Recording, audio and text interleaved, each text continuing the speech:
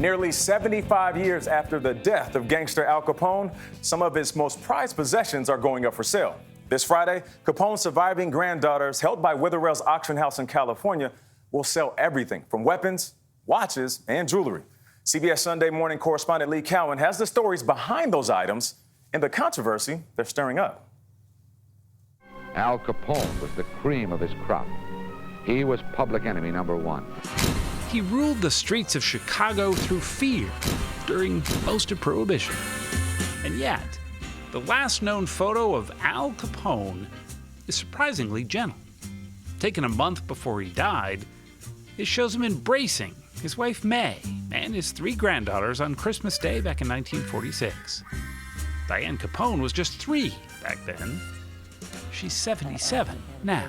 Because we have lived all our lives, my sisters and I, being very quiet about the family and not talking about our personal stories. And Prohibition marched on, leaving the ugly scars of violence in its wake. Her grandfather was never convicted of anything other than tax evasion. But not being convicted of something doesn't always equate with innocence. It's widely believed Capone was behind the bloody St. Valentine's Day massacre in Chicago, ruthless even by mob standards. After that, the mere mention of his name, or his nickname, Scarface, was as icy as Chicago's wind. I can remember as a first grader going out to the playground and having people get off some of the playground equipment because, let's go, here's Capone. And you were how old then? I was 6. To her, Al Capone was only Papa. Now there'll be a lot of dry throats in Chicago after this night's work. By the time Diane was born, Capone was largely out of business, locked up in Alcatraz, the Rock, set aside for the worst of the worst. When he came back from being in Alcatraz, he had gone through quite a transformation. He lived out the rest of his life trying to make amends, trying to make peace with God, and he believed that he was given a second chance.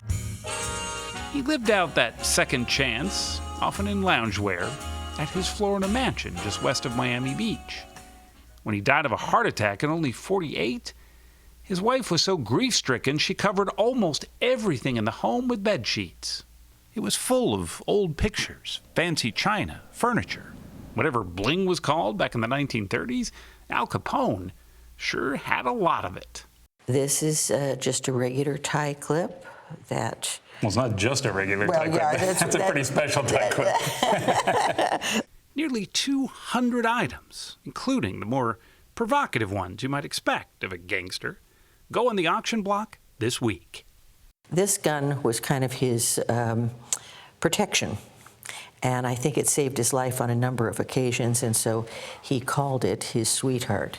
And he carried this with him everywhere? That, as far as I know, yes. Capone's semi-automatic Colt is expected to go for hundreds of thousands of dollars. It's that part of his life, the mob boss part, that intrigues people still. How do you square his 2 lives? His public persona as a gangster and his private persona as a grandfather? You know, I can't. Clearly, he was capable of compartmentalizing his life. Do you think he was capable of murdering people? I have no idea. That's not the Capone she knew. This is. To my dear son, well, son of my heart, here is dear father who loves you. One of the most personal items in the auction is this handwritten letter Capone wrote to his son, Diane's father, while still imprisoned in Alcatraz. Until next week, give mother a nice big kiss for me, and God bless you both. Your dear father, Alphonse Capone. And that is the person my grandmother always knew he was. She never gave up hope. No matter how heartfelt it may sound, for some, the auction is almost heartbreaking. It's morally sort of murky, isn't it? It is, and I just find it as very offensive to the crime victims. Nina Sarlano Besselman is a former California prosecutor. She has no connection to Chicago or to Capone, but she does have a connection to violence. Her sister, Katina Rose, was murdered in 1979. And ever since, Nina's been fighting to make sure it's victims who are remembered, not the criminals.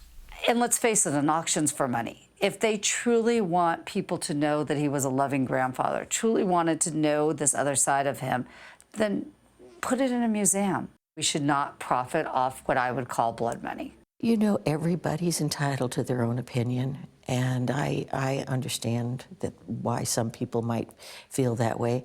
I think we all make mistakes in life. Some people make a lot bigger ones than others. If you could talk to people who may or may not have been victims of your grandfather's profession, what would you say to them? I don't know. I guess I would say I'm sorry. What Diane Capone has seen, rummaging around the ghosts of her family's past, is less about who Al Capone was and more about who she says her grandfather tried to become. Even someone who has been the kind of sinner that he might have been, the fact that he could confess and try to make amends before his life ended, that's kind of hopeful, I think, for all of us. For CBS Mornings, I'm Lee Cowan in Sacramento.